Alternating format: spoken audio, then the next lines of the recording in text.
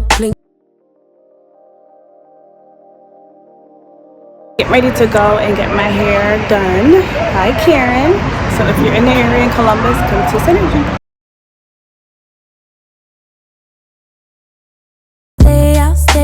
Stay right here with you. Every night and every day. 'Cause darling, there's nothing in this world I'd rather do. Never been this close to heaven. Never felt something just like this. Ecstasy. Never been this close to heaven.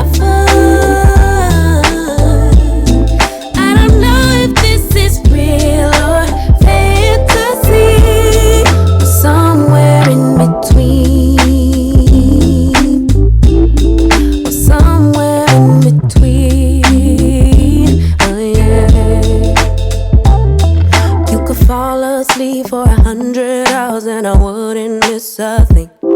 I would keep you safe while you were dreaming. You could scream and shout, cry 1,000 tears, and I wouldn't let fear win. What you feel, I feel. Together we're healing. What it really is, but it's not. What time is it? 8:17. I'm finally home and it is 9:13 and I just got a text from the charge nurse saying that they do need me. So I'm packing my lunch and consolidating my bag because when I'm not at work, I have a purse and all kinds of things. So I'm just doing that right now.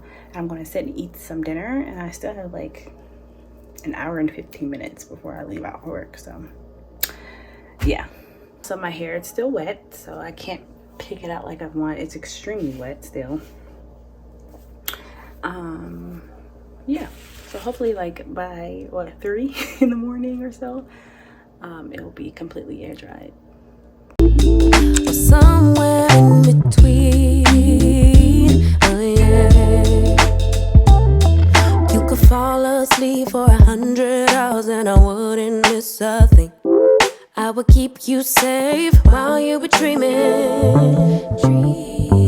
You could scream and shout, cry 1,000 tears, and I wouldn't let fear win. What you feel, I feel. Together we're healing. Also, it is 10:47 and I am on my way to work.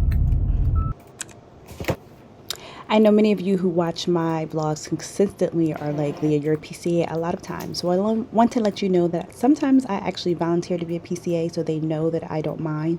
And for me, it's just like, it's just a good shift when I don't have to think all the time. And so I'm actually good and happy when I am a PCA. It's funny too because another nurse was like, yo, Leah, I think you need to retake your NCLEX because you're a PCA more than you are a nurse.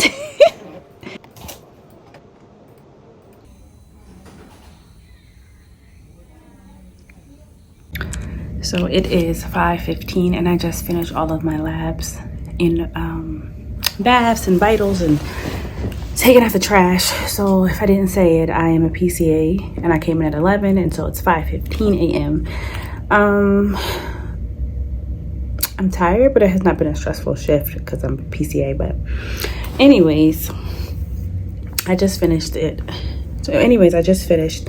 And so now I am actually getting ready to just take my lunch, but I'm not going to eat because I didn't have one since I've been here. I'm just going to do some planning in my planner, which I customized via Etsy. And so I'm excited. So I'm planning my meals, budgeting, everything through here. And then also I've been reading this, which is really, really good, which is the sequel to It Ends With Us. So pretty good. Good morning, you guys. So I was a PCA last night and it's Tuesday. And I want to talk about this because I have heard some posts that some people are promoting student nurses to go be CNAs, and then some say, you know, you don't really have to. But I took the route to become a CNA. My husband actually forced me. He said that, and he wasn't even a nurse, but he had told me that if I became a CNA, it will make me a better nurse. And you guys, it was the best decision ever. I'm going to tell you, I had bad days, but the skills and just everything, the whole experience of being a CNA, it really does help you become a better nurse. And I say that only because even now, being a nurse and an experienced nurse, there are times on my floor, because we have shortages in PCAs, and of course we know shortages in nurses. So a lot of times when you don't have the CNAs or adequate amount of CNAs per the patient ratio, you will either have to do primary care on some of your patients, or you will have to step in and be a PCA, such as myself, who typically sometimes is a PCA once a week. And if I didn't really get that experience of being a PCA when I was in school, I wouldn't actually, I say the word is, I wouldn't actually love my job even the more. And I say that because there's so much that a CNA does to help out a nurse. And if you want to be able to help out your nurse, because that's what you're there for. And so if I was to give advice on how you can actually become a better PCA or CNA, wherever state you're in, sometimes it's PCA or CNA, there are 3 tips that I want to leave you. First and foremost, to actually get report from your nurse. Yes, you do get report from the PCA or the CNA who is leaving either on day shift or night shift, but a lot of times I have learned from even being a nurse and actually being a PCA, there are a lot of information, vital information, that's lost in transit because patients' statuses are changing all the time. Okay, so get a report from your nurse, because there are a lot of things you cannot see in a patient's record because you're not the nurse. So get a thorough report prior to them going in and assessing and going and seeing their other patients. Like, hey, can you just go over what specifically needs to be done for this patient? Second thing is to make sure that you are actually taking sure that people have everything they need, making sure that your patients have everything they need when they are in the room. I say that because whenever I go in for vitals just every 4 hours, majority of the time, I'm assessing the room, even though they have not specifically asked for water. If I see that the water is half full, I know they're going to have meds for the remaining of the shift. I'm filling it up. I ask them if they want snacks. I'm checking if there are totals, if they are soiled. I'm doing that while I'm in the room. And because I do that, it actually lessens the amount of time that I am up. Last tip is, do not be hesitant to ask for help from your nurse. Now, there's a fine line between going overboard every time you have a patient that is soiled that you need help. There are a lot of people, and I am like 135 pounds. There are some patients where I can visibly see that I can actually roll them on my own. So I don't need to interfere and ask the nurse.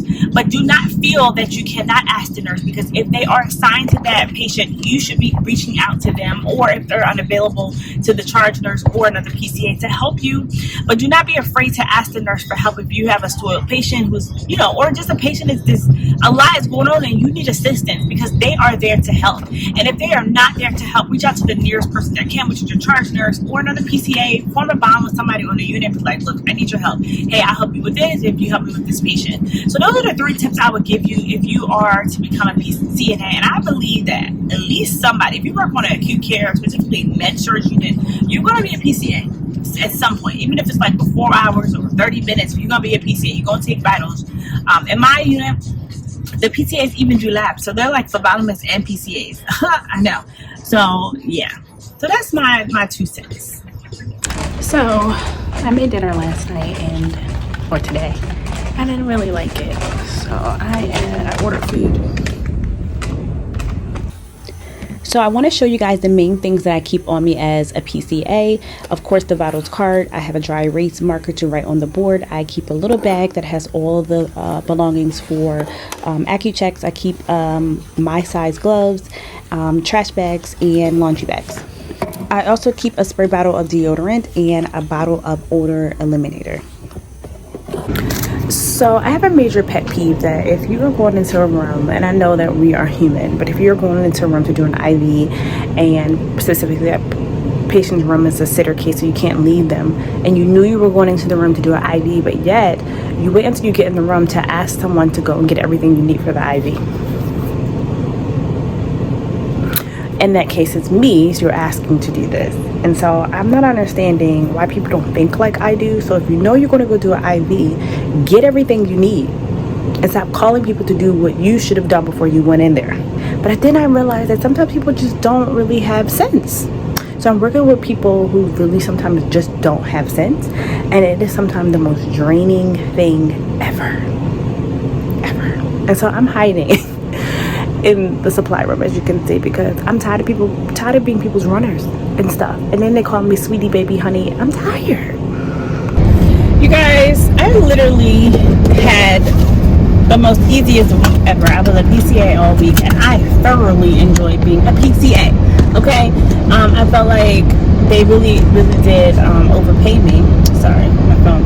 They really did overpay me for the work that I did, and I'm grateful, and I'm honored, and I'm blessed, and I really a change of pace from being a nurse. I really enjoy being a PCA. Only in increments. I shouldn't say that I want to be a PCA and work as a nurse because I don't want to, you know. But yeah, I really enjoy it. But because of that, I didn't really have much to vlog. I think I'm going to go from here and do a whole video on how you can basically what you will basically do on a Med-Surg floor as a PCA, because I know it, okay? I do it all the time, and I love it. And so I wish that I could be my own PCA so I could actually set the nurse up for success like I do. But I can't, you know what I'm saying? But sometimes I do be a PCA and I be a nurse. So, because if I see things that need to be done, I'm going to do it. If I see that the room is nasty, I'm going to clean it, okay? My phone case is acting up today, so it's just cool. So if you can't see my head, it's because my phone case is acting up in my car.